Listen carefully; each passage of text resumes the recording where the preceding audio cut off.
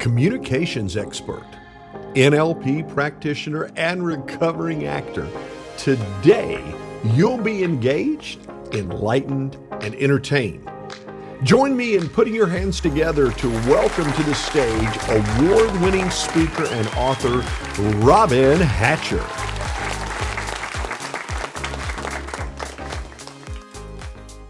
What if the Great Resignation was actually a gift?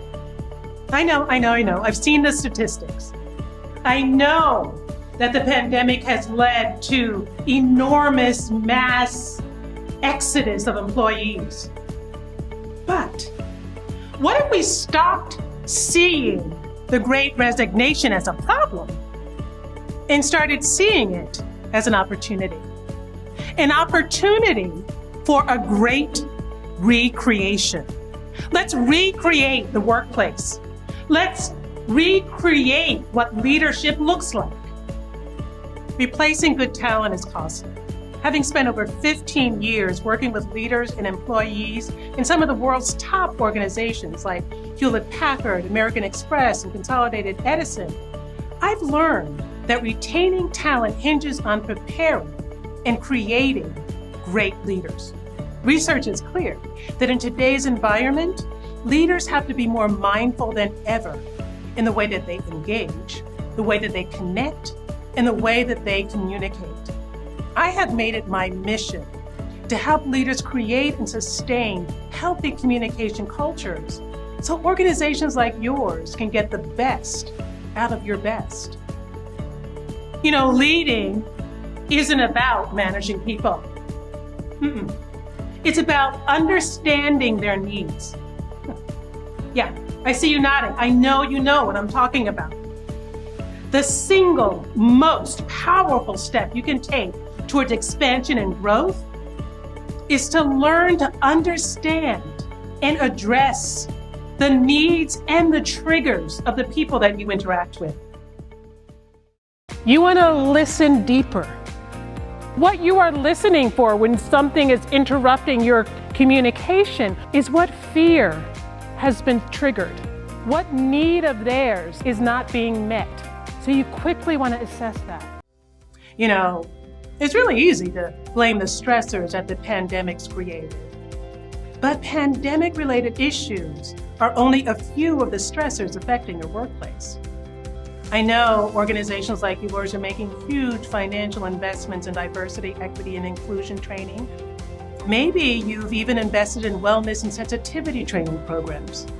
These initiatives are important, and I want to make sure you're getting ROI on your DEI efforts and ROI on your wellness initiatives. I want to make sure you retain the amazing talent you've spent money and resources cultivating. You have the racial and gender inequality stressors.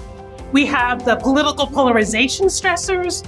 We have the stresses of childcare and elder care, the onslaught of social media, and then there's Netflix. How can you do your best work after binge watching Squid Game, right?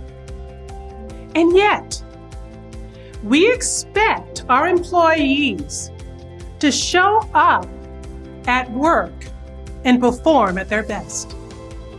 I've created a framework, the Inclusive Communication Unifiers, the ICU. Because leadership communication needs intensive care. I want to help you bring your organization back to health.